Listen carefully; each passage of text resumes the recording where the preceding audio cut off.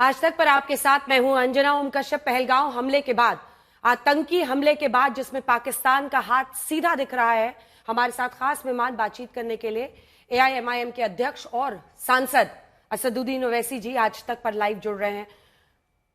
ओवैसी साहब, पूरा देश इस वक्त दुख में है, लेकिन इसी के साथ एक गुस्सा है, क्योंकि पाकिस्तान आतंकियों को स्पॉन्सर करना, ट्रेन करना नहीं छोड़ रहा है। एक भारतीय मुस्लिम की तरह, एक भारतीय की तरह, एक सांसद की तरह आपके अंदर में इस वक्त क्या भाव है और देश को क्या कहना चाहेंगे?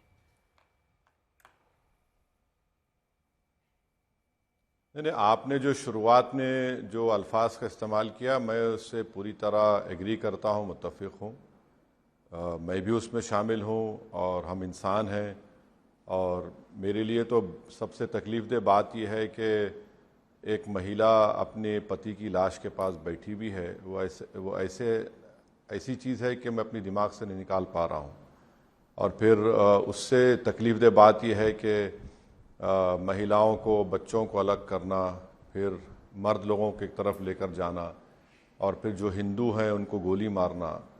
ये तो ऐसी चीज़ है कि इस पे रोंगटे खड़े हो जाते। और ज़ाहिर है पूरे मुल्क में गम है, गुस्सा है, तकलीफ़ है, और मैं भी उनके साथ शरीक खड़ा हूँ। हम इंसान हैं, तो ये तो हम नहीं कह सकते कि भाई मरने वाले किसी और समुदाय के थे या फिर मरने वाला कोई मेरा बेटा या मेरा खूनी रिश्ता नहीं था।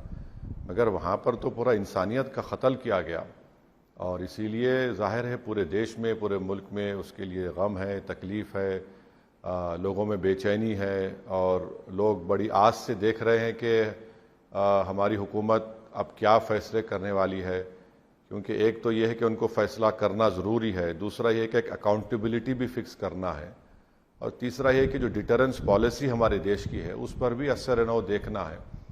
और आखिर बात यह है कि पाकिस्तान जो है बराबर भारत में आकर यहाँ पर हमले करता है, यहाँ पर लोगों को गोली मारता है या बम ब्लास्ट करते हैं। तो इसके लिए अभी वक्त सरकार के पास ये है कि इसका एक परमानेंट तरीके से इसको रोकें, ताकि ये बार बार आकर हमारे देश में हमारे भारतीयों को गोली मारना, कभी बम लगाना, कभी ये करना, ये सिलसिला ख़त्म होना चाहिए। और इसके लिए मेरे ख्याल से कोई कंस्ट्रक्टिव और कॉन्क्रीट स्टेप लेना पड़ेगा नरेंद्र मोदी की सरकार को। आपके हिसाब से सरकार को क्या करना चाहिए? आपने कहा ठोस कॉन्क्रीट स्टेप, क्या करना चाहिए? आपको क्या लगता है कॉन्क्रीट स्टेप क्या होगा? देखिए मैडम, अब सरकार जो भी करेगी वो तो जाहिर है सरकार हर चीज़ को सामने रखकर सोचकर अपना फैसला लेगी। मगर ऑल पार्टी मीटिंग में मैंने जो बात कही वो दोबारा आपके सामने कह रहा हूँ। एक तो मैंने कहा कि यूनाइटेड नेशंस का सिक्योरिटी काउंसिल का रेजोल्यूशन है, जब 9/11 हुआ था उसके बाद सिक्योरिटी काउंसिल ने तमाम कंट्रीज़ को कहा था कि आप अपने कंट्री में ना आतंकवादियों को पनाह देंगे, ना उनको पैसे देंगे, ना उनकी ट्रेनिंग करेंगे, ना उनको सपोर्ट करेंगे। और पाकिस्तान बराबर उस सिक्योरिटी काउंसिल के रेजोल्यूशंस की वायलेशन कर रहा है। दूसरा, यूनाइटेड नेशंस का आर्टिकल 51 इस बात की इजाज़त देता है किसी देश को कि वो सेल्फ डिफेंस में दूसरे देश के खिलाफ कार्रवाई करे जो टेररिज्म को फैला रहा है, और साथ ही साथ नॉन स्टेट एक्टर्स के खिलाफ भी हमको इजाज़त मिलती है। तीसरा यह है कि भारत के कॉन्स्टिट्यूशन में, संविधान में आर्टिकल 355 है, अगर किसी स्टेट पर हमला होता है तो केंद्र सरकार की जिम्मेदारी होती है कि एक्सटर्नल एग्रेशन को रोके। चौथी बात यह है कि इंटरनेशनल लॉ के तहत भारत पाकिस्तान की नेवी और उनकी एयरफोर्स का ब्लॉकेट कर सकता है और करना भी चाहिए। और पांचवा यह है कि हमको फिर से कोशिश करके पाकिस्तान को FATF के ग्रे लिस्ट पे लाना चाहिए, जिसकी वजह से वर्ल्ड बैंक और IMF से इनको लोन नहीं मिलेगा। क्योंकि पाकिस्तान अगर आज जिंदा है तो IMF और वर्ल्ड बैंक की खैरात से उनके पूरे मुल्क के मामला तय होते हैं।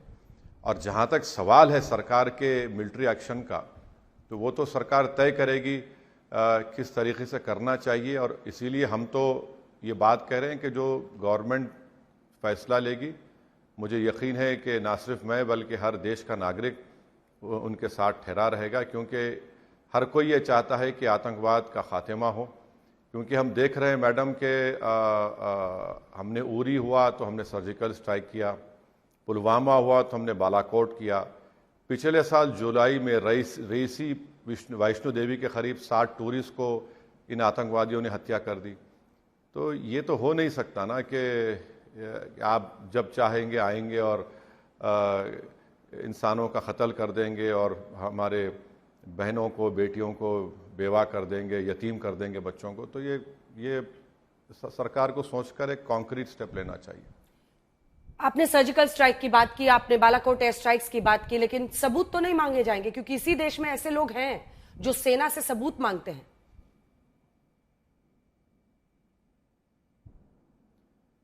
मैडम, मैं आपके प्रोग्राम पे कई मरतबा इस पर बोल चुका हूं, आज भी कह रहा हूं कि मुझे सबूत की ज़रूरत नहीं है, बल्कि मैं तो अपनी सरकार से, देश के प्रधानमंत्री से कहना चाहूँगा कि आप घर में घुस के अब बैठ जाइए। 2019 में हमारे पास एक बेहतरीन मौका था कि हम वो तमाम ज़मीन को जहाँ से लॉन्चिंग पैड्स के ज़रिए आतंकवादी हमला करते या हमारे देश में आते, उस ज़मीन को हम हासिल कर लेते। तो अब ये जो भी उनकी स्ट्रेटजी होगी वो बेहतर जानते हैं, मगर मेरा मानना ये है कि अगर हम घर में घुसेंगे तो घर में बैठ जाना चाहिए अब के बाद। आप पीओके की बात कर रहे हैं, हमें पीओके लेना चाहिए। तक हम इन चीज़ों को, पार्लियामेंट का रेजोल्यूशन है, पार्लियामेंट का रेजोल्यूशन है, वो भारत का इलाका है, वो लेना क्या चाहिए, वो भारत का है, वो तो भारत का है। पार्लियामेंट के रेजोल्यूशन से सरकारें आती जाती हैं, प्रधानमंत्री आते जाते हैं, मगर तो पार्लियामेंट का रेजोल्यूशन तो रेजोल्यूशन है, वो तो सब पे बाइंडिंग होगा। अभी वो तो तो लेकिन देश का अटूट हिस्सा है, उससे कोई इनकार ही नहीं कर सकता।